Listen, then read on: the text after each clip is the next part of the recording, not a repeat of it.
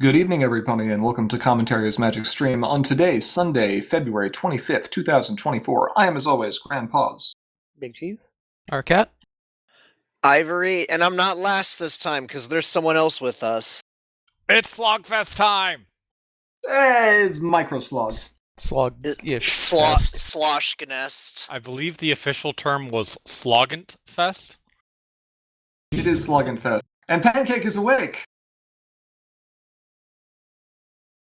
Hooray! This can only mean one thing. Numbers. We're going to get yelled at for our bad opinions. We're gonna numbers the cards to death, like you numbers of final boss in a raid. I've been looking forward to this one for a while. This prize wheel spin has been a little bit in the making. That's Ciderfest's fault, right? I wasn't going to call them out by name, I was just going to strictly hint at it.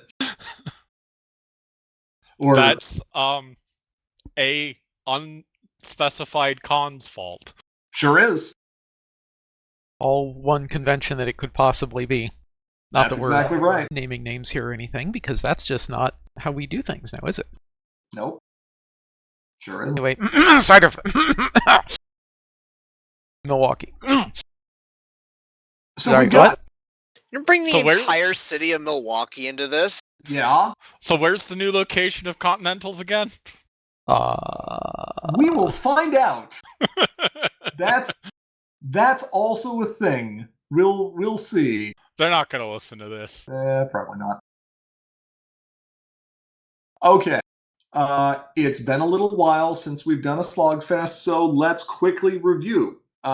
We have some cards that we're going to be talking about, which are now legal for play as part of the Prize Wheel Supplement set. And we are going to assign these cards some numbers. Our numbers mean things that are different than other people's numbers. What do our numbers mean, Aura? I'm glad you asked. So we'll go down the brief refresher on card ratings. We go from 6 to 0. 6s are bad. 0s are also bad, but in wildly different ways.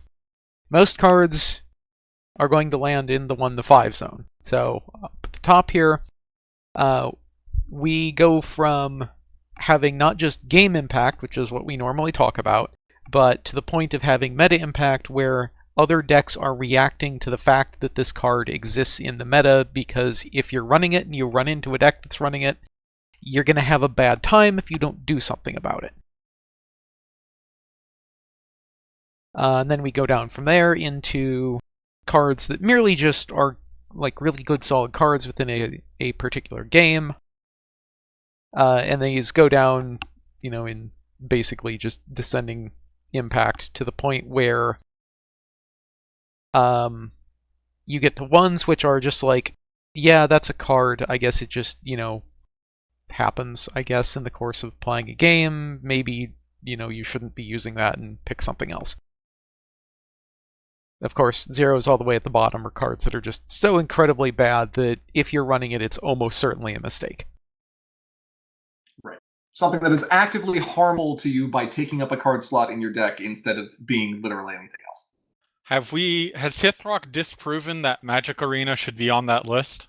Okay, so the thing with Combo is Combo doesn't care. Combo will absolutely pick up an entire rack of zeros and be like, okay, so here's the deal. These cards, Very specific circumstance. these cards, when put together, are worth so much more than the sum of their individual parts.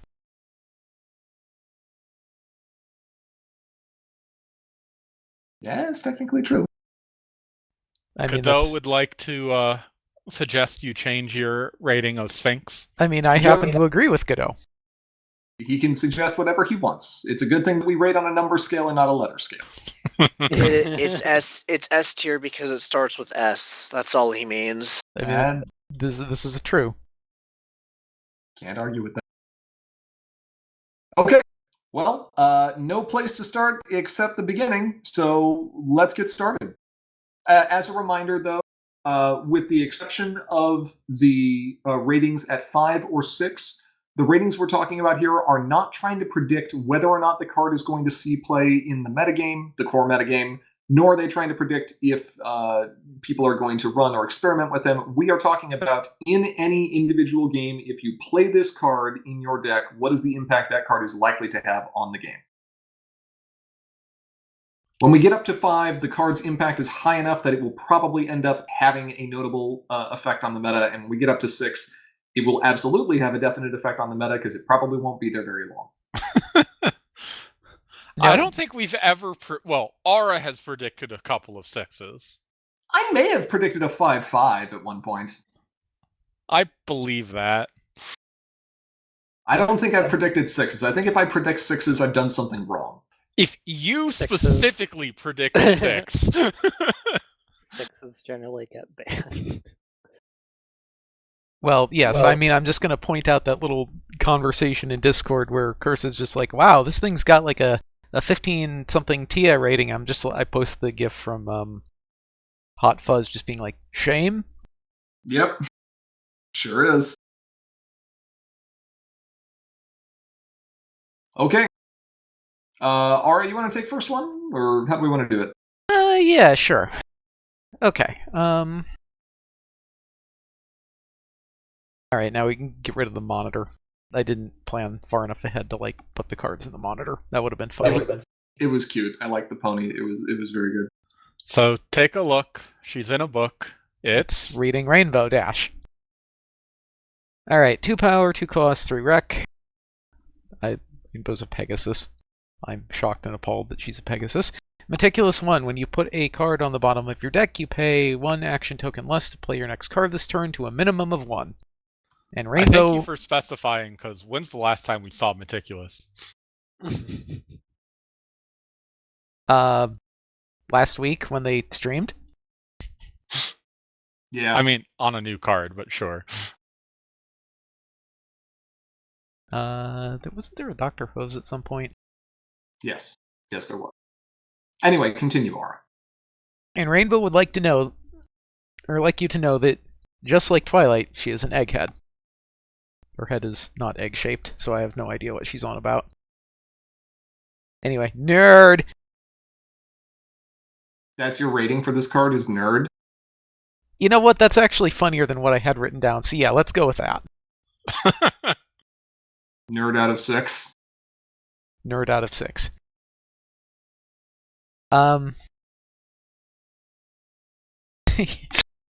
Just completely distracted here. So this is interesting. Obviously, you can run this in especially a purple deck with lots of other stuff going on. It's got Meticulous, so hey, free, cost reduction. That's always good. It doesn't have to be her. Gets you card filtering in blue, which is honestly kind of interesting. And it Blue has always had card filtering. Well, it also rewards you for being able to just kind of look at the top of your deck and just be like, I really don't want to see this right now. And then not only do you get to not have to deal with that card in your hand, you also get a little bit of free token.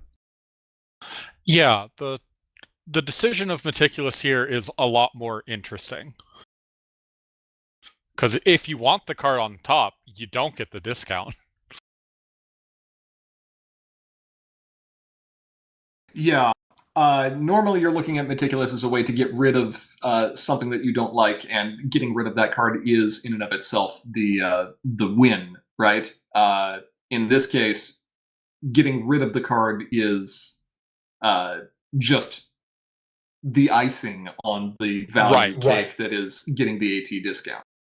Yeah, I have been playing with this card, and there are times where I go, I do not care what is in top. I am not even going to look at it. It is now on the bottom of my deck. Yeah. Sure. Goodbye, Swinging Wonders. That might be a tough one to argue, but maybe. Sometimes you need the discount more than whatever the card is. Sometimes. I mean, yeah. That's one of the considerations here, is that... Yeah. Now, it's probably worth noting that there are 2 cards that come to mind when we're looking at this to try to determine value. The first one is Twilight Sparkles Below, right? When you move one of your characters, you can look at the top card of your deck, and you can put that card on the bottom of your deck. Yeah. That's pretty good. Hey, what does blue like to do? I'm pretty sure it likes moving stuff. Hmm. So that is very powerful. The second thing, and the one that's kind of like the stealth use of this card, but when it comes up, it can be very relevant. If I'm in a face-off, and it goes to the end of the face-off, and I have cards in my flip zone, where do those flip cards go? What is the bottom of the deck? You are correct. Would you like prize wheel for 400? Yes, please. Okay. So, if you are starting face-offs during a time where you can then play cards after it in the same turn, you can get that discount. So if you're, I don't know, a blue farm deck, or something taking advantage of Staff of Sikonis or other similar cards, yeah, you can get some value with this, even beyond just the Meticulous ability. A more niche example, but one that came up in one of my Coco games. My opponent DFO'd, and then I played a one-cost, not Plushy Dash, the other one, the movement event. Oh, sure, Beat the Rush. Beat the Rush, yes. On their turn, since I had the discount. Might as well, right? Yeah.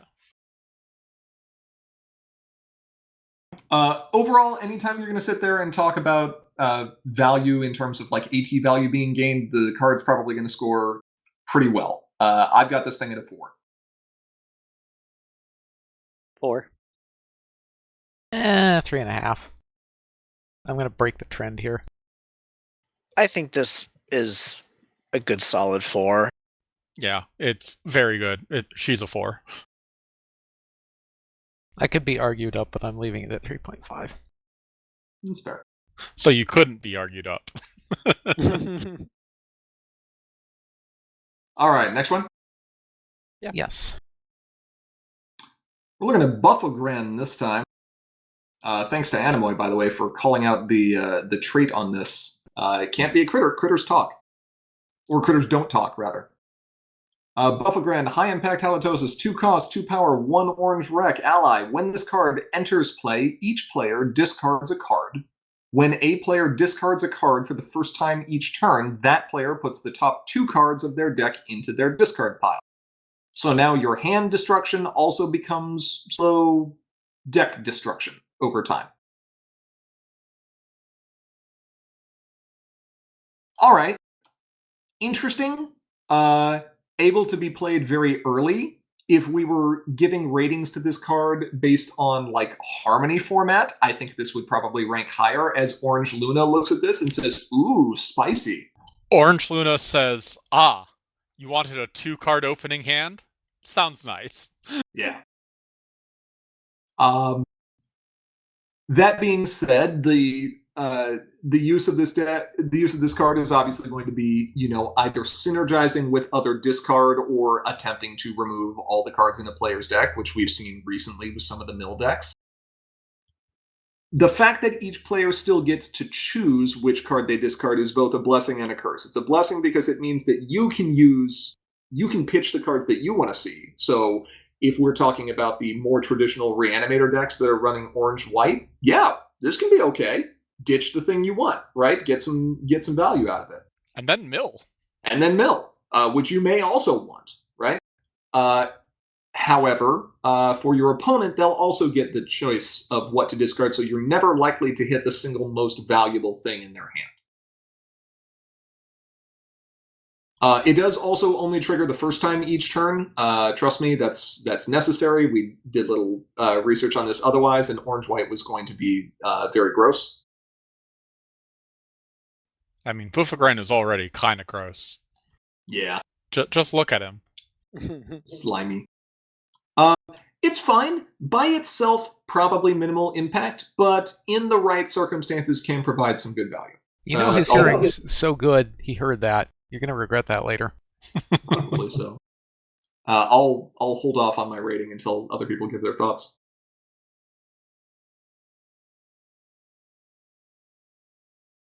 I don't know. Top 2 cards after discarding, that's still a moderate impact in most circumstances. Plus, it only needs 1 orange, so chances are you're going to be able to play this pretty early in the game. There's something to be said for also potentially combining this with purple for entering play again with like Doctor Who's Luna's Future, those sorts of cards. You could get some use that way. You probably have to just flicker this thing as much as you can in order to get as much mill as possible out of it. I mean, you sit here and this is an investment. Like, you want to keep this around so you continue just chipping away at hands and discard or decks, just nibbling constantly. Prism Light asks if there's any immediate discard. Yeah. Yeah, there's options. Most Sweetie of them Belle aren't comes very to good. mind. Sweetie Belle is not discard; she is mill. Oh, right. But there is is it an Ember that has the 4 cost that can discard if the opponent has 4 or more cards in hand? Yes, correct. Yeah. That said, I'm not convinced there are enough hand attack options in current core that I like this card. I think in older formats, though, Buffagran has a higher rating for sure. You think this is a little bit of a win more in core? I think it's no. I think it's not doing enough in core to be worth. Like, it is supporting a strategy I don't think exists in core. Right, I agree. I think that mill is at its absolute weakest in the core format, which is where we're giving our scores for. Yeah, which is why I personally only have this at a 2. I think it's a little better than that, given that you also get the potentially early discard. I've got it at a 2.5. I think this is... Maybe I'm just more optimistic on it. I see this being irritating enough to want to put it at a 3. I don't ever want to play this, and I don't really ever want to play against this, so have a 3. It could be Wouldn't that make it a 0 and a 6 at the same time? No, well, I don't think this is like this is a good card. Saying that a control card is annoying to play against is honestly a compliment. That's fair. I think it's a 2.5 or a 3. It's worth noting Pancake is also sitting here providing cube ratings in limited. While we may not have the opportunity to go over each of them, it is interesting to watch that if you like looking in limited formats at where these cards might rank. So thank you for doing that, Pancake. Yeah. This being said, if you take this sucker into Harmony, oof. Harmony may have some different use. I mean, every Orange Luna deck is running this at this point. Going to windmill slam some of these, and hey, it also has a great interaction with the best card in the game. F-stop? F-stop? Yellow Parasprite. I knew where you were going with that. I just disagreed. I mean, it's funny. But yeah, no, Yellow Parasprite still winning games 10 years later. So, notably, Rainbow Dash is in the flavor text again. I'm going to assume and extrapolate from this that she's in the flavor text for every card. Guess we'll find out. It's a bold prediction, Cotton. Let's see how well that works out for him. Go for it, Ivory. Sorry, Bugle. Gonna have to ruin that for you right away. This is Cherry Berry. Get me a new one. 2 cost, 2 pink rec, 2 pink power, Earth Pony friend, with both Agile and Traveler, and ability when this card's problem is replaced, score a point. So I like several things about this card. Score a point is the most obvious one. I like that it's only 2 pink rec, which means you don't it's easier to play this off of 1 entry card. And yeah, I just want to play this in Hot Wings, honestly. Are you running a pink deck? Do you like points? Do you like going fast? If you said yes to any of these questions, you should run this card. Is pink in your deck? I disagree that every pink deck runs this. I don't think pink control decks run this. Pink, any pink aggro deck though would Yes. absolutely want this. It'd be cooler if it was Swift. And if you are Sure. It'd be broken if it was Swift. facing an aggro deck that you suspect is running pink, you should probably be prepared to deal with this. This card is great. Like, this is... Muffin Mare is problematic on her own. This is a card that you're going to have to look at this and look at Muffin Mare and make a very difficult decision. Because if you Party leave Mare? either one of these things unchecked, you're going to have a bad time. Yeah, Party Mare. So I do want to also point out, problems are not just... That says problem is replaced, not problem is solved. So you can use Discord to get a point off of this and put a rules technicality into play and get more points off of that. And what was the official ruling with this unlocked here? Well, we have an OCR. There is an update FAQ entry for this, in fact. Yeah. That I do not remember the wording on. I will go find that and relate it to you. So the real tech here is that this actually accelerates Hithrock's combo deck. Yes.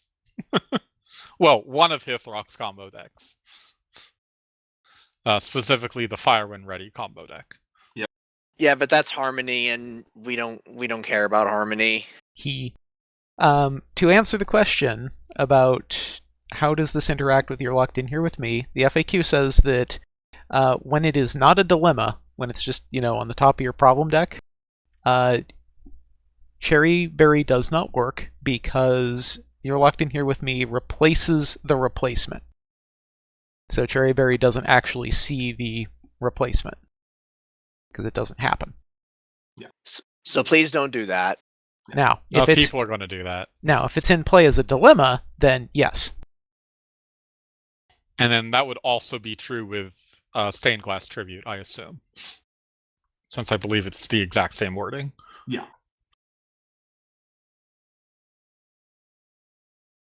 Yeah. This card. I like this card. I hope you like this card. Yeah, It's a good I card. I think Ivory mispronounced the name of this card. It's Karen Berry.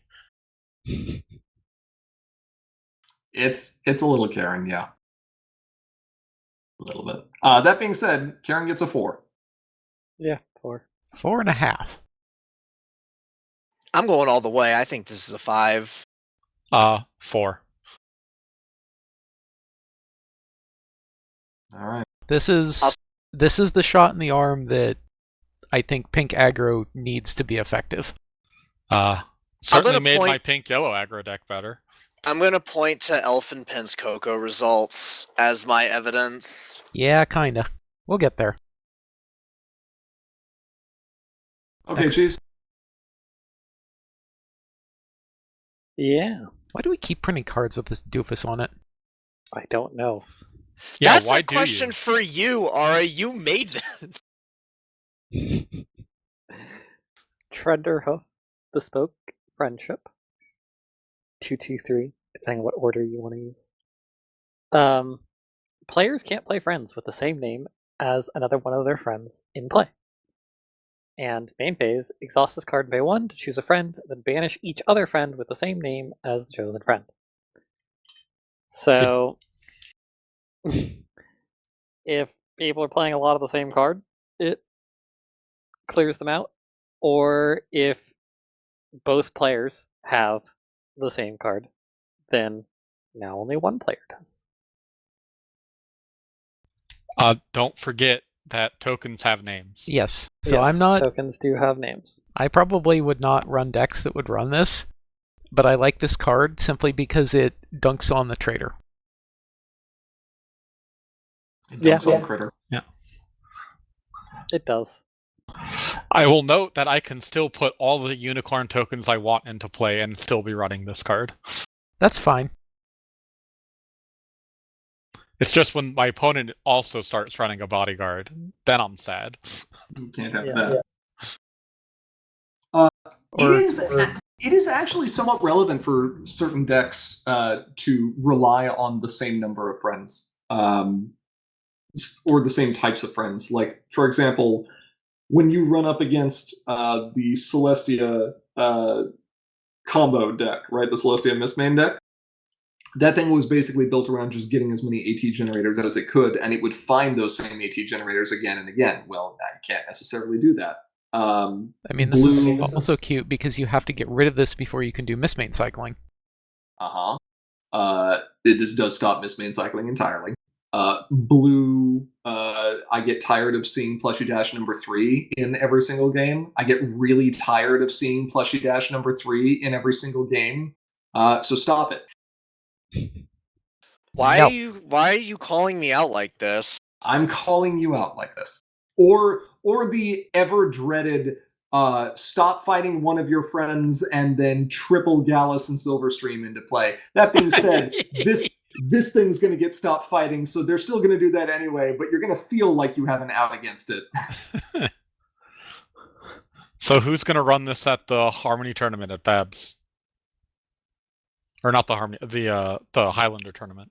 The Highlander tournament? I'm going to go with, well, I mean, that depends. How many tokens are they generating? I don't know. Use it against the one Puckwudgie player who shows up. Oh, no. Yeah. Oh, no. Puckwudgie. Oh, no. Oops. Joking Luna. Suddenly incredibly sad. I may have just goozled myself. You'll be fine. We'll figure it out. Or are you saying you don't want to play a single card for the entire game? I think the prevalence of a lot of token strategies, especially mono yellow, right now, has me rate this slightly higher than I normally would. But like Birds of a Feather is a stupid card, so I'm going to put this at a 3/5. 3. Birds of Feather is a stupid card. 3. Y'all are haters, but this is a 3. This is a 3. It's a very good sideboard card at the moment. Oh, yes. All right, Beagle, what you got? Can I interest you in some Frogurt? You can. The Frogurt is also cursed. Aw. So this is a Dodgy Shopkeeper, Curio Collector. Cost 1, power 2, no color. Earth Pony, unique. Immediate. If you have played cards with at least 4 different card types this turn, banish this card to gain 4 action tokens. Draw 4 cards and put a +1 power counter on each of up to 4 of your characters. That means this is broken. We can make AJ, right? Just a little bit. Your main can have a power counter as a treat. Sadly, being unique and banishing means you can't do, like, dip in the pool shenanigans. But, yeah, this card is quite the dream. Currently, the only 4 types that you can play are Friend, Event, Troublemaker, and Resource. Problems are put into play, and main characters, I think, just start in play. You just start with control of them, and playing a dilemma is playing a resource. Playing a dilemma is playing a resource. That said, there's a whole lot of zero-cost resources and friends. Maybe you could do something fun with this card. And troublemakers aren't that expensive, and most events aren't either. And then here's the fun part. If you have 3 of these, you go, okay, I'm going to blow this one up, and then I'm going to play another one, and I'm going to blow it up. And I'm going to play another one and blow it up. That is actually the exact reason why I think you have this card rated too low, Dougal. The uniqueness does matter for stopping you from being able to use multiple at once, but the fact that this card by itself is likely to draw you deeper and more likely to find another one means that you can chain this. If you can make this work, you can often get value out of this card more than this. Yeah, but I have found that the deck building cost on this card is too high. That's fair. If it can't find the right home, that can be tricky. Like you need, I feel, a minimum of 9 of everything. Well, not friend, because obviously he counts himself for the friend. Because typically you are not playing this card unless you are popping it. I don't think having 9 of everything in a troublemaker deck, especially in core, is I mean, there were. like I mean- that big of a problem. Yeah, It's a large ask. it's not There's impossible. lots of troublemakers. There's lots of resources that they want to run. Yeah, it is possible that this will have a home in like a chaos control list. But the thing is like you also have to keep in mind the cost of the things you are playing. Like how realistically are you going to have the AT? Like if you have a lot of zero cost resources, maybe you can pull this off. But the troublemaker is going to cost you an AT. The dodgy shopkeeper is going to cost you an AT. That's already 2, and you need a resource and an event on top of that. Like, my experience with the card is it is difficult to get the stars to align. I mean, that's fair. Like, there's certain kinds of decks that are going to be better at this. Not all of them are just going to be, perfect. And you can't just windmill slam this into anything and expect it to work. That being said, a 2-power friend for 1 cost that anything can play. Just forget the text box. Eh. I mean, Still potentially. there are certainly worse options here, but I mean, it's disturbingly often that I've been in a position where it's just like, I really would like a, 1-cost friend for 2 power right now. Just really any 1-cost friend. Not going to sit there and say that you'd run this in Bluna, but like you'd sit there and say that you'd run this in Bluna. If it's mono Bluna, I don't see why you wouldn't. Is Ara going to be running this in Bluna Farm? I mean, maybe. I mean, I don't see why you would run it in mono Bluna without troublemakers. Because it's a turn 1 flip and confront, starting with Tarnished. Oh, sure. I guess. It also doesn't lock you out of Tarnished, so... Yeah, that's true. It does not lock you out of Tarnished. Yeah, like I rated this too low. I'm upgrading my rating on this.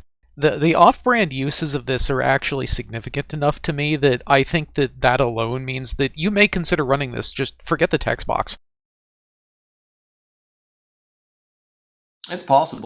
Boy, I'm thinking of a card that's redacted right now, but boy, there's some possible uses with this thing and that card.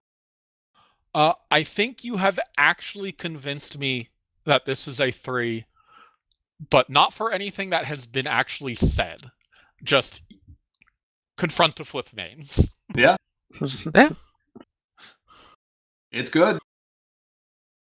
I mean, it gives you a turn 1 option to confront to flip with any confront to flip main running Buckball, right? So if you're going second, so yes, that's exactly yeah, no, that's good. So 3s across the board. Yeah, 3s Looks across like the board. It is now 3s across the board. All right. Yeah, weird off-label uses. The off-label uses are also cursed. All right, what do we got? How did I end up with this one? Hey, better you than me. Fair. That All said, right. I love this card. How about you? 5 power, 1 cost, a showdown event, which is a thing that we have not seen in a very long time. Main phase, start face-off involving one of your characters or troublemakers and an opposing character or troublemaker. The winner turns an opposing character or troublemaker involved in the face-off over. Complicated language. Anyway, this is your Trixie card. You got a Trixie card, you can't complain. That's all you have to say about it? Yep. Yeah, basically. What else is there? Every Solano deck, except maybe Solano Farm, runs this. I think Solano Farm is still going to run this. They might win too much. It's honestly just so weird, though, because the card is a counter to itself, right? If you're using it to mess with an opposing main, it's really bizarre. Your opponent is going to sit there and use one of their troublemakers against, like, an exhausted Thorax or something like that and be like, haha, Thorax is on his start side. And then Thorax is going to be like, all right, Redo, fight me again. Oh no, I have lost. Right. Turn me over. The fact that this is also gets around can't be frightened, though most things that can't be frightened are already large, so good luck winning. I won both face-offs with this card that I wanted to lose, causing me to lose the game. But if you lose the game and it's with this card, then doesn't that mean you win the game? Isn't that how that works? Is this Queen Novo? Yeah. No, this is Platinum Angel. Yeah, I want to see someone target Queen Novo with this. Oh. Go right ahead. That's I hope Ara's the one judging when it happens. a bold move right there. This card is super fun. It's good utility. It's honestly good for just a number of different reasons. Also, Yeah. mains that want to start or want to flip by starting a face-off, like, good stuff. Can you say Bubbly Mare, by the way? Yeah, Bubbly Mare kind of likes this a little bit.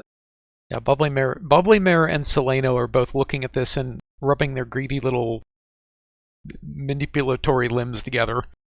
What was it Premier Twilight that needed to do something involving a She needs face-off to- to flip? She Yeah, needs to well, win. she needs to win.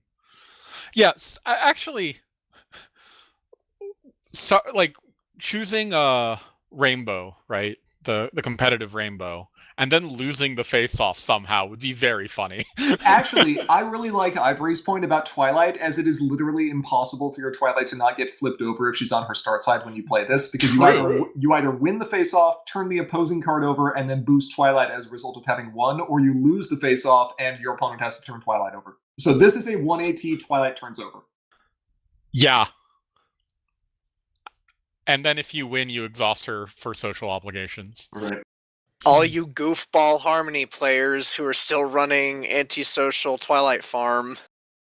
It's fun! It's still a good deck. It is a good deck, but It you're just goofballs dives to if you're EEA. running. I like it. That being said, while it has tremendous utility, the individual impact on a game is really going to vary based on how... Really, it's going to matter on how much do you care that that opposing troublemaker is up, and did you actually have enough power to beat it? Or, far more commonly, how hard is it for your opponent to get their main reboosted? So, while it has very broad appeal, the impact in any individual game state is not ultra tremendous. So I put it at a 3-5. I think it's very good, though. I heard game state. I have 3. I also have 3 for the same reasons, just slightly lower. I'm going to have to go with my unfortunately traditional split. The card, like within a particular game, 3. I think you're right. The thing with this is that this is going to have meta impact because this lets you do some dumb stuff. So the split between a 3 and a 5 is 4.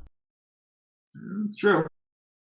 I think you're right. I think this card actually has enough meta impact that I think I actually have to qualify this as a 5. It does in fact have it allows for mains that did not work to work better. It allows for specific mains strategies to just go off the walls. I think you're actually have a point there, Ara. I need to call this a 5. You're right. I have to bring it up to a 4 for the same split score. That's right. Yeah. Like there's just so many weird lines of play that you can do with this. Like it's almost worth running. Like, okay, so Cheese, that 51st card, you're no longer allowed to run Sunset Festival. You're running one of these instead. Okay, good. You actually think he's gonna listen to that? I can think whatever I want. Just I make this always- the 52nd card. Always run 51 cards. No, this is the 52nd card. Godot says use this with the Trixie main, laugh when people try and play it on you. Yeah, if you play this against Trixie, I don't know what to tell you. Like, you deserve whatever's coming your way at that point. That's all I got. Exhaust an opposing grow cord with this, and you've almost soft locked them. Except that all they have to do is end up with face-offs, and they'll boost their main. They'll just start flipping off the bottom and banishing for power. You will get them low for a number of turns. A minor setback. Yes. Also, you do have to win against a already boosted main. Yeah, which can be tricky. I mean, that's one of those, again, weird plays that you're playing this to lose and just being like, okay, either that's true. You goozle yourself or you help me out. I don't care. Either way. Yeah. Mm-hmm. So, what do you think Pancake's going to rate this next card?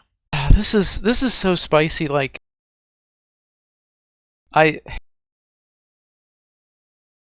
don't know. I don't know how this thing's gonna pan out. This may end up. It is entirely possible that How About You actually has to go away just because it shows up everywhere. I have bad news for you about another card we're going to talk about later. Yeah, I know. All right, next one. Next one. Consolation prize. Best art in the set. Best art and flavor. That one's just for you, Pancake. 2 cost, 5 power, colorless resource, accessory, and unique. Play on your main character. At the end of a face-off involving that character, put one of your flip cards into your hand. If you lost that face-off, put each of your flip cards into your hand instead. And immediate during a face-off, exhaust this card to flip an additional card. Hi, I'm running a farm list. I like flipping additional cards. I'm just going to windmill slam some of these.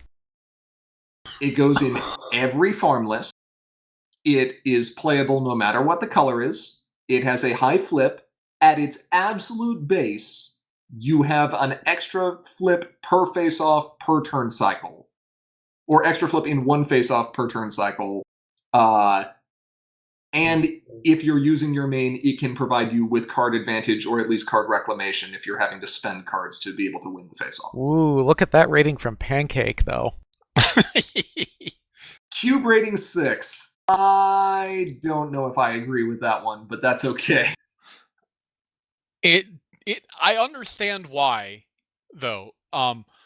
If you open a pack, this can go in literally any deck, is the thing. It's true. No, that's correct. I think this is pick one. Speaking of Sea Pancake, should we make mention of who this card was designed by? If you take a look down there at the bottom next to the card number, you may notice this was actually designed by Sea Pancake for having won this prize at the Continentals Championship last year. Yeah, literally slapped onto the forehead. Yeah, I would like to rate this a Pancake tried out of 5. Yeah, he sure did.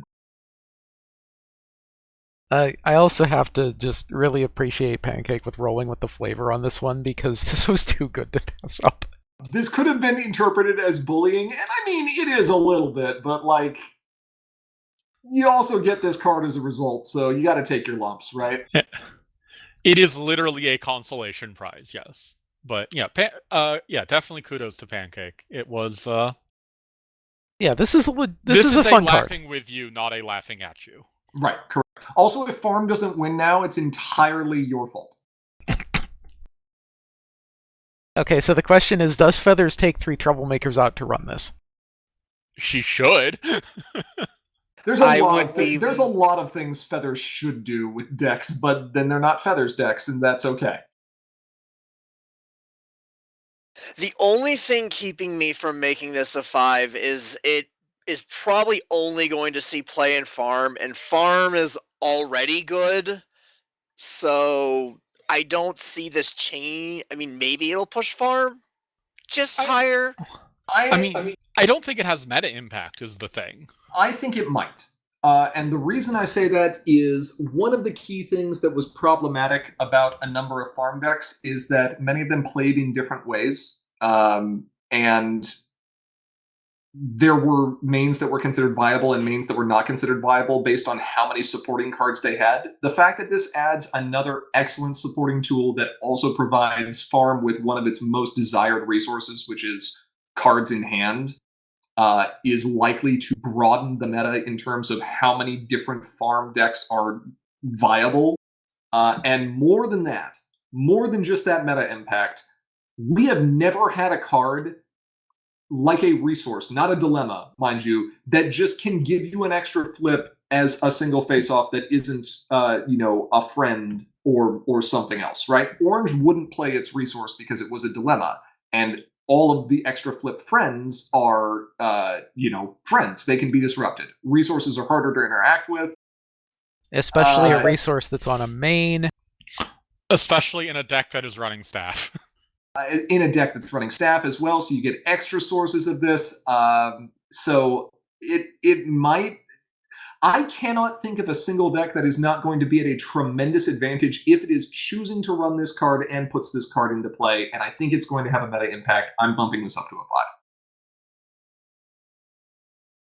Seems fair. Or I mean, when you say a single deck, do you just mean farm decks, or do you mean literally any deck? I think any deck that chooses to run this card as one of its 50 that it has in there is going to make a dramatic impact on the game when this card hits the table. Whether or not that be a farm deck, a control deck, a chaos deck, anything. Right. I think the real thing with this, the real sticking point here is, would you run this in something like Couch Potato? And I think the literal only reason the answer to that is maybe, rather than absolutely yes, is because you have to look at those 2 token costs and just be like... I actually just realized this card has anti-synergy with Reading Rainbow. Yes, it does. You do not run Reading Rainbow and this card in the same deck. I do not think you do, yes. Fortunately, they are for different playstyles. Yeah. Do you see how well the flavor on this is integrated? It's just... Now, something to think about here, and I'm not saying you do it because it's a big ask to do this, but if you have a main that is moving quite a bit, like Bluna that comes to mind, I mean, one thing that Bluna often runs into is the wall of I've expended all the cards in my hand, and that's normally been overcome by like Pinkie Pie Honorary Yak. I don't know. It's tough, right? But I can see other use beyond just farm for this. I do not think Bluno. I don't think Bluno was very interested in wings. I don't think Bluno would be very interested in this. Bluna may not have been interested in wings, but wings was also forcing it in pink. Like if we're going, hey, you know what? If we're going back into mono Bluna again, and you've got Shopkeep, hey, look, this is another resource you could run. Now all you got to do is find wait for some troublemakers. Yep. I'm still going to put it at a 5 because I think it does actually have meta impact. I think it broadens the options for farm for more than just the 2 decks that we really see right now. Are you going to make me turn this to a 4-5?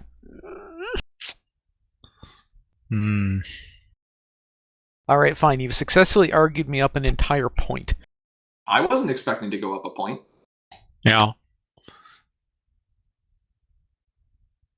Yeah, this is kind of ridiculous. This is just going to come down to the fact that this is unique and it costs 2. It's literally just opportunity cost that's preventing this from being good. I think you have convinced me. 5? 5. Cheese, Ivory? 4. I'll stick with 4. Okay. I'll split the I'm probably difference. wrong, but that's okay. It's Staff 2.0. Yeah? Well, you get to take a shot at the next one, so... It's a 0 by default. Moving on. Ouch! Why? Cringe. Just to irritate these two. Anyway, Flutter Swarm. 1 cost, 3 yellow rec, 5 power, resource asset. Play to your home. When one or more of your friends enters play, put a -1 power counter on this card. When an opposing friend enters play, move a -1 power counter from this card onto that friend. Well, that's certainly a thing that critter spamming is going to be able to do now, I suppose. So, has this ever happened to you? You're an aggro deck, and you're one off from DFOing. What if that just happened all the time now? What if that just happened? You should talk to your doctor about whether or not Flutter Swarm is right for you. Side effects may include not confronting, failing to... Yeah. Before I have played with and played against this card, I thought this was a 3. Having seen this thing in play, it is very good. I agree. Having your opponent play one of these early, while they've got an ability to put friends into play, is going to be frustrating and often lead to you having to commit more resources than you'd like to be able to confront or win face-offs or what have you. Having your opponent put 2 of these into play in early turns of the game is almost a death sentence. So long as they can keep feeding it, yeah. Correct. Yeah, there are... This ends up being very funny in a yellow versus yellow match where you're both just trading shin kicking with not just confronting but this. But yeah, that's the real thing keeping this from turning into an actual problem is you have to be playing friends at or above the same rate as your opponent in order to make this sing. Right. It's Challenge worth noting, accepted. It is worth noting the wording on this card is very important. This will only trigger once no matter how many of your friends enter play simultaneously. It will trigger once for each opposing friend that enters play, even if it happens simultaneously. You putting out 1 billion tokens with Birds of a Feather will generate 1 counter. Your opponent generating 1 billion tokens with Birds of a Feather will move 1 billion counters if you have them. Right. And it is not optional. I was about to say, make note that is not a choice. Yeah, it is also not a choice. Which is important because it allows the opponent to strategically sacrifice power on friends. Oh no, Right. I have 1 million unicorn tokens that I didn't care about their power anyway. Oh, you've got 2 Flutter Swarms with tokens built up? I play Queen Nova. Why does it always come back to Queen Novo? Because it's Queen funny. Novo This card redefines the barely game. sees play, and It's it funny. always It's- comes back to it. It's a good meme. She is one of the most fun cards in the game, regardless of her power level. Nova is certainly end card of all time. But yeah, I hope you like the advent, or I guess I should say, I for one welcome our yellow control overlords. Your Flutter Swarm overlords. Flutter I have this at a Swarm 4. can be a 4. Amazing. Yep, I'm also putting this at a 4. Oh, we got one. Yeah, this is definitely a 4.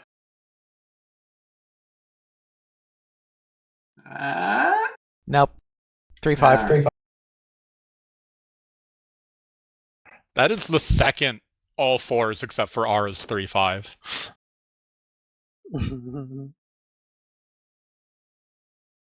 Go for it, Cheese.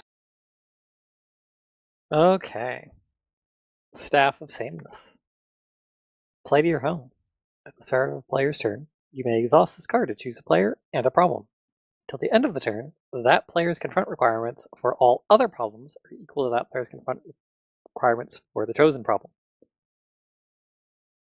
I think this thing caused the most rules changes of any card that we had to print in this supplement.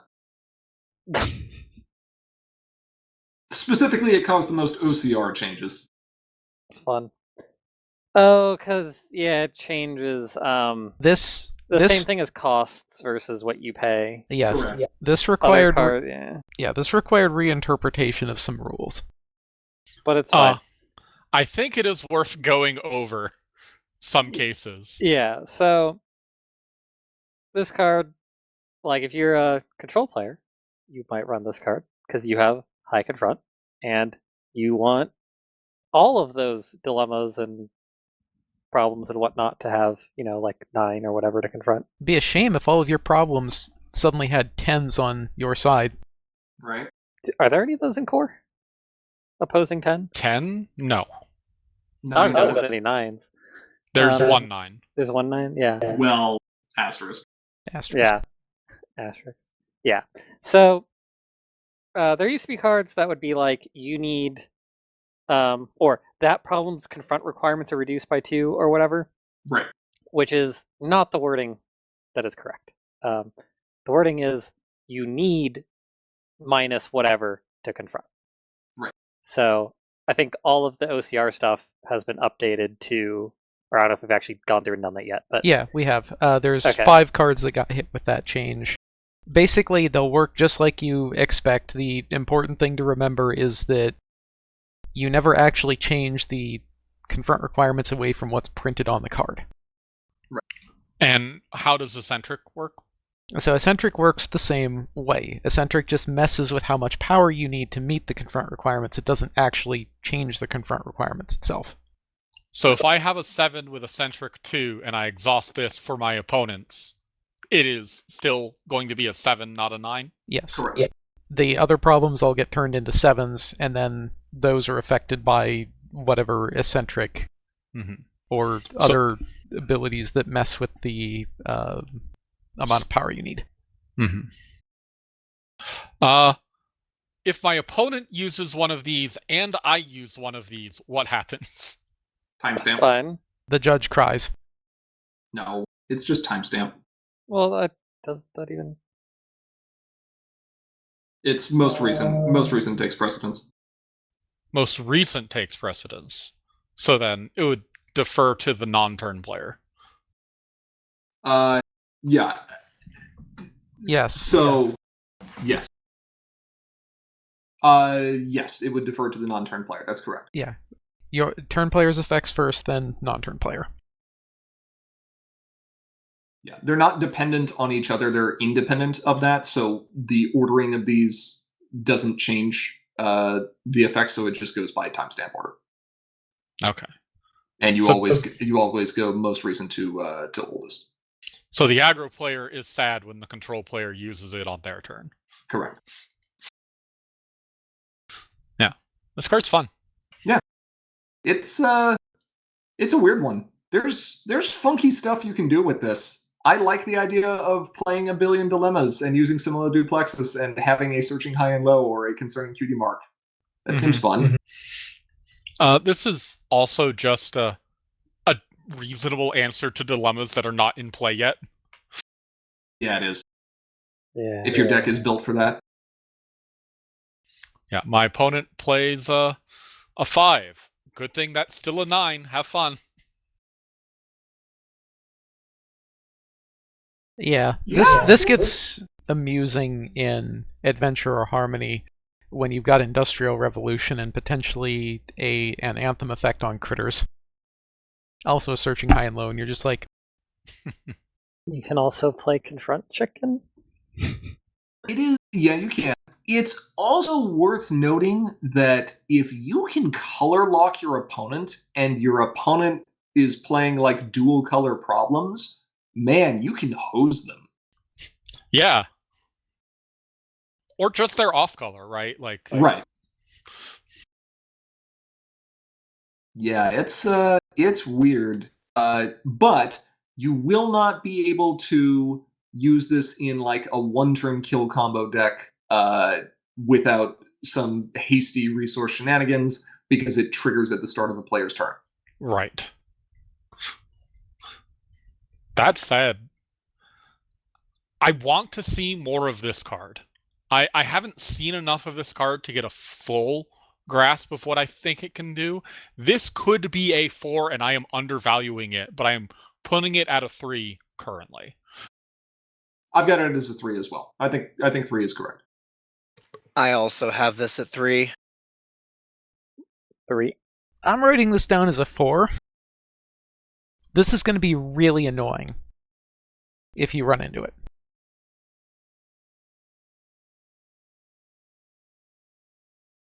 Okay, Bugle. So this is the Staff of Sameness. No. No, this is Miss Harshwinny. Status quo. 5 power, 3 bonus, non-epic troublemaker. Oh, why would I ever want... Oh. When this card is uncovered, replace each problem.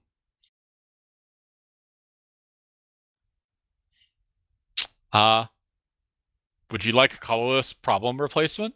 And she's pulling a face that, quite frankly, Karen Berry wishes she could pull. Right. Hey, this gets you a point with that Karen Berry card. Yeah. Sure does. Karen got deck. You have one at each problem? Sick. I'll take 2 points, please. Gross. I want to see someone uncover this with sudden fruition after my opponent has played a dilemma. So rude. I mean, you got some weird lines of play available. Anyway, so one of the cool things you can do is drop this into play face up, and then there's a 3 power, a 3 bonus, relatively low power troublemaker that I don't know you could punch with Pipsqueak. It would have to be Pipsqueak, yeah. They are simultaneous, yes. It does not have to be Pipsqueak. It can also be Cozy. True. Cozy is a thing. Cozy turns are epic. I would like to point out that Pancake's rating of troublemakers are good doesn't quite apply here. Because this is not a troublemaker that is sticking in play in most situations. Correct. The number of situations in Cube, especially where this does stick into play, is weird. Small. Yeah. So, normally in core, anyway, every way we have to replace problems, excluding this card, costs 3. Discord technically costs 2 plus 1, but that's 3. Okay, hold on. Pancake is saying Cube tends to have Troublemaker synergy. You're correct. Cube does have Troublemaker synergy. Guess what Troublemaker synergy looks like? You having a Troublemaker in play. Guess what this isn't? A troublemaker in play. Yeah. I mean, if you're messing with Tempest, but that seems bad. Why? Why would you do that? I mean, you shouldn't, is my point. You should definitely not do this thing. You will certainly not regret putting Miss Harshwinny into play face up. Also, is that the Canadian spelling of Troublemaker?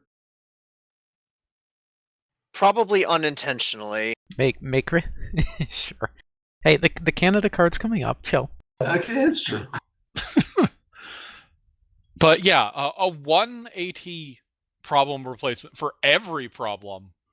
You just have to wait a turn. On a time delay. Sudden fruition. Yeah. Or whatever. I mean, we had wait. Go ahead.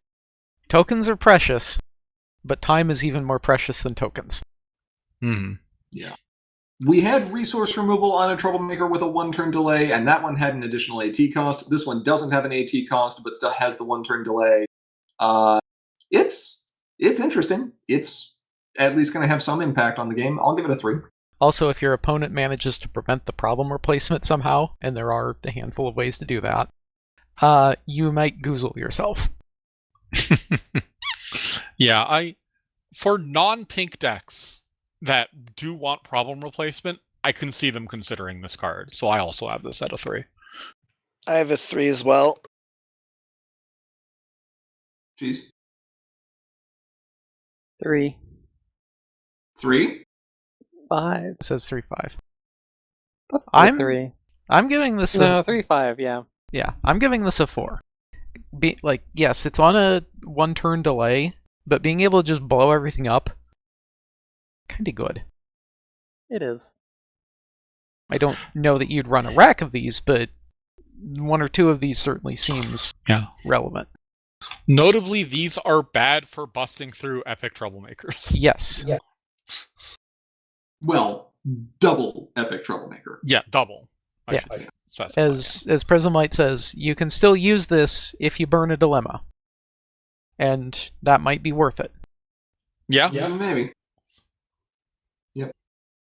All right, 2 more. Let's do it. All right, let's check out what should have been my favorite card in the set. Because that troublemaker. You absolute maniacs had a chance here. You had a chance. You could have made Autumn Blaze's couch into a troublemaker, Been hilarious. and you blew it. Yeah, I almost introduced the previous card as the couch, but I mean, that actually would have been a really funny gimmick if I just had a joke card here. Anyway, unfortunately, this ended up being a problem rather than a troublemaker. But Cumbersome Couch, 3 yellow plus 3 not yellow for you, 8 for your opponent, 1 bonus. If one of your resources would leave play, you may send one of your characters at this problem home instead. And although this is somewhat hard to read because it's sideway, Vancouver Pony Expo 2024, Fabrique au Canada. Fabrique? Yes, including the accent on the E. Product of Canada. Made in Canada. Made in It's a control problem. Just look at the numbers. Yeah, it's a control problem. Which I had forgotten when I initially rated this card. Even if you don't worry about the ability, the stats definitely play into a yellow X control deck, which is fine. And when you start thinking about what some of those yellow control dilemmas might be, or resources like Spooky Ruins and Diurnal Amulet and Flutter Swarm, there's a fair number. Is there enough support for it to exist, though? That's kind of the question, right? That's really what's making me want to not rate this higher than I have, is I just don't see the deck that this goes in actually seeing play. Yeah, like it. Man. In theory, this is very good protection for your resources, but 1, you have to find it, 2, you have to have enough stuff at it. I find the text on this problem incidental. The thing that's interesting to me is the stat line, because yellow doesn't get control problems. And yellow Before needed this, a control problem. And yellow needed a control problem. Yeah. Yeah. The ability in this case is secondary to just the numbers that are present on the card. Yeah. Yeah. That's why I gave this a 3. Yeah, I suppose that's fair. That being said, if the ability comes in relevant, you're going to be sitting there cackling. Yeah. Pancake asks, does this go in control decks with resources that aren't yellow? Well, you'd have to give up the ability to confront this problem, which some control decks are going to be okay with, and you'd have to still be committing resources to moving or playing characters or friends to this problem. Yeah, because you don't want to put things at the problem, I don't think it's actually something you would do. Unless the resource is that important to your gameplay. Okay, so I've got a stupid gambit here, right? I'm going to run a purple deck, and I'm going to use Staff of Sameness to copy whatever my opponent's confront recs are onto this. So I can actually hit it on my turn. All right, sure. Yeah, I can see that. It's an interesting idea. Although at that point you're running yellow-purple, so why are you not just confronting this problem? I mean, I've got a weird, stupid gambit. I didn't say it was good. He didn't say yellow-purple. He just said purple. That's true. That's true. I also didn't say it was going to be good. I think this card is very, very fun and very flavorful, and I'm very glad we got to design it. And again, I think the ability is secondary to just having good numbers, which puts it right at a mid rating of 2.5 for me. Yeah, 2.5. It was a fun card to design. It was a fun panel. I'm rating this 2.5, but I would like to rate this a negative number because I'm sad that it's not a troublemaker. You failed me, chat. I'm looking at this the way that Autumn Blaze is looking at her couch. This is a 2. I'm sorry, guys. It's a 2. Can I convince you another half point? No. You could have if you had done what you were supposed to, but you didn't. I can convince you another half point. I just can't talk about why on the stream. Card? What? No. You know what? Yeah, good point. I shouldn't follow up on that. Yeah. No, move on. Yeah. We can't move on. The couch is stuck in the doorway. No, it's not. Hey. I fixed it. Bugle didn't even give his rating yet, did he? Yeah, I gave it first. Yeah, you give it a 3. Yeah. So, All we were just having a bit of one of these just now. Yeah, a little bit. Beautiful transition. Foolish argument. A problem so powerful that it required adding extra lines of text, and it looks kind of weird. But that's what we get. Seems It's good. It's fine. This card enters play with 3 discord counters on it. Immediate, remove a discord counter from this card to choose one. Players need 2 wild to confront this problem this turn. Plus Players 2 need wiles. plus 2 wild.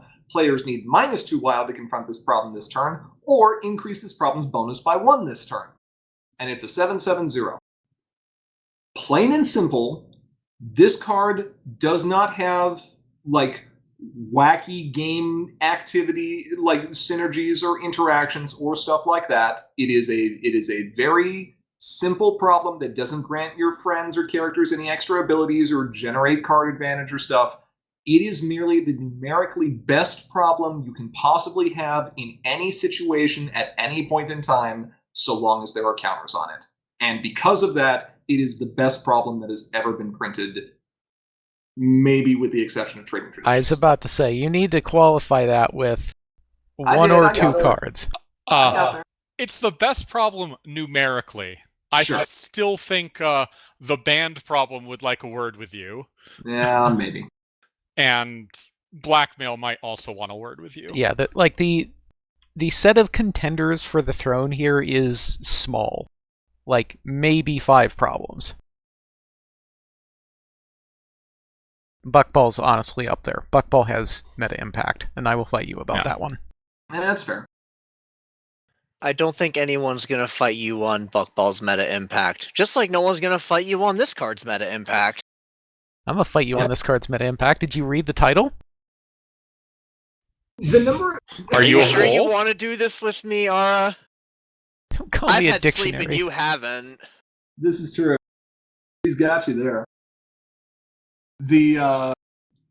The number of times I found myself building a deck and I find myself at 8 or 9 problems and trying to figure out what the last thing to add is going to be. I've got good news for you. You no longer have that problem. You have 2 of these. I sure don't. 2 of these go in almost every deck unless there is so much utility among the problems in the colors that I'm playing that I'd rather have that. Now, like, Right. you can look at the, like, there are reasons that you would not do this, and they're mostly related to the fact that it's a 7 for you. Like, yes, you can change it to a 5. That's fine. But Yeah, but you can change it to a 1. also true. We have 11 or 13 problems now, Pancake. President Light asks, does Finger Snap work on this? Nope. Problems are not ready. We got rid of that a while ago. Yeah. Remember when they were ready? That was I would fun. like to exhaust your problem. Please stop. Get some help. No, it was I would like to exhaust my problem was the problem. Yes. This is incredible meta impact to a level that we've rarely seen on problems before, and the game impact is numerically, again, it's the best thing you can possibly flip no matter what the situation is. It's a 5. There's no question. I believe this is 125. Yeah. Yeah, this is a 5. I will agree that the game impact for this is very, very good once, It only needs to be good once. which is fair. Rarely does it matter Yeah. the second time. Yeah. So But the meta impact alone is so severe that this has to be a 5. This can't not be a 5, even if the game impact may be which it generally won't be. But yeah, have a 5. even the combo problem deck goes, oh, 13 is bigger than 10. Yes, please. Yep. And it's a 0 bonus by default after that, so... Yeah.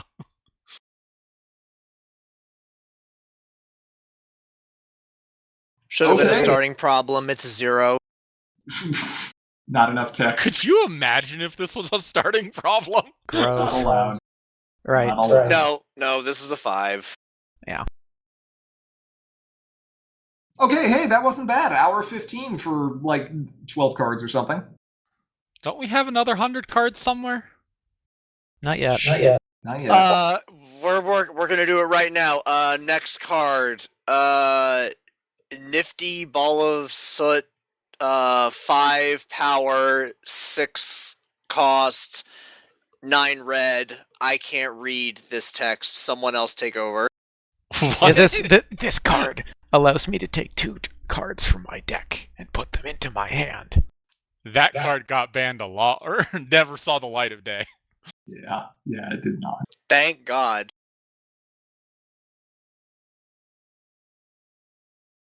Okay, so these cards are now legal, which is cool. In fact, they were legal in a Coco tournament as well, which is now done. So the results from that are kind of telling, I think.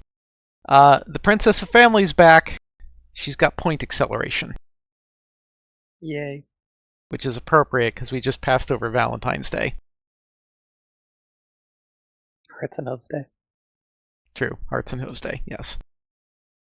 What should do? Also, wow, that deck wasn't even running Foolish. I think that's like one of the few decks that you don't really need it. I Probably think still it should be running it.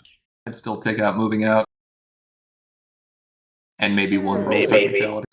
That one's kind of difficult. Like moving out in that Moving deck, Out, you I have would enough. You have enough Frighten that I think it belongs in there. Maybe. Actually, it might. I could see the argument for not including it, actually. And that may come down to a playstyle thing, but I also want to point out that Elfin Pen is very much not a chicken, running a pair of rules technicalities. You Yeah, have in 3 a deck- discords in it. Yeah, in a deck with 3 Discords, so that doesn't count. Well, 3 Discords and 3 Belly Flops, 2 Stop Fightings, and 3 Spitfires. And if you're really cheeky, the 3 Galveston Silver Streams for the eccentric one. Yeah. Animal's got a mono blue Solano in here that isn't even using any of the prize wheel cards, including How About You or Rainbow. This is funky. Yeah, I was positive I was going to win my game against Animoy until he took 3 turns in a row. Yeah, Lunch Break will do that. I see a Luster Dawn, I not like mono. Lunch Break. Fake Not news. mono. And then we got this Queen Chrysalis deck there in white with that one's running Trenderhoof and I already know who ran this. yeah, and How About You? Yeah, that's Wait, that's how did fun. 4 people go 1 and 2? Oh, because there's 6 people. There's 6 Yeah. people. Yeah. All right. Yeah, I misread this earlier. I thought we actually had no undefeateds, and then Elfin Pen sitting here just handing out naps. Let's see, more news. BabsCon's coming up in like a little over a month. Isn't I there finally another have con my before that? flight. Is it finally what? I was saying I finally have my flight, but I think Bugle was referring to online con. Oh yeah, there's one of those two. Yeah, got to put that on there. More news on the schedule for BabsCon events and other stuff soon. Hint, hint. I say this now, but I've been betrayed by conventions before. Oh, yeah. As you do. Yeah, online con in 2 weeks? Yeah, 2 weeks. Yeah, right. Yeah. 2 whole weeks. And somehow we've dropped this on daylight savings time weekend again. Haha. So watch out for that, I guess. Time is a construct of human perception. Time isn't real. And it can't hurt you. No, it can hurt you. Go to BabsCon. BabsCon. Speaking of BabsCon, by the way, if you are planning on running any cards from Prize Wheel 3, you're probably going to want to print out some proxy slips just because of the release timing of this and the lead times to get them professionally printed. regardless of what source you're going through, it's a pretty good chance they're not going to be ready in time. This is going to be incredibly tight, and basically do not goozle yourself. Have slips ready in case you do not have and cannot get professionally printed cards. They only need to be black and white. Just tape them onto some, I don't know, crystal ponies. Because they're otherwise useless. Crystal Pinky isn't useless. Crystal Pinky is the only one that's not useless, and that's only because of a technicality. Sure. And last, I think the Meticulous Talk stream that ran last week had some weird stuff that showed up. I don't know what's about that. Are we talking about those now for Slogfest? No. No, not for Slogfest. But suffice it to say, there are cards in development right now. And if you are interested in being a part of that playtesting process, get in contact with one of us. You know how. We'll talk about it here at the end of the stream. one of you, to be specific. Not me. Okay, everyone send Bugle all your pictures of cute flitters. Oh, okay. I'm not sure what that will accomplish, but I welcome it. Yeah. Who wouldn't want cute ponies? Cloud Anyone? Chaser. Any more news for right now? Ara was the most positive for once. Oh yeah, that's right. Lowest and highest. Aura was indeed the most positive, and you and Cheese were super pessimistic. With a whole super pessimistic. Whole delta of 2.08. Or I'm sorry, 0.208. Yeah, the variance on this one is small. Yeah. Pip size variance? Pip size variance. That's not pip size. That's only 2 significant digits. Pip is far more than 2 significant digits. Well, tell me I'm wrong. Two orders of magnitude. Yeah. It will finally wrap up our discussion on this topic for today. We would like to give a big shout out to all of our patrons on Patreon. Thank you so much for your regular support. If you aren't currently a patron and you enjoy what we do, please consider donating. Doing so does enable us to continue making content and lets you earn some great perks as a bonus. If you have comments or questions you'd like to send our way, feel free to reach out to us through Facebook, Twitter, or email. If you're a patron, you can also chat live with us on Slack any day, anytime, especially when Ara certainly does not regret how many milligrams of caffeine? 175 milligrams of caffeine. You certainly will not regret.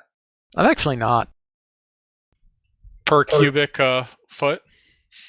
No, just 175 milligrams in one can. Like, that's actually entirely too much caffeine, but...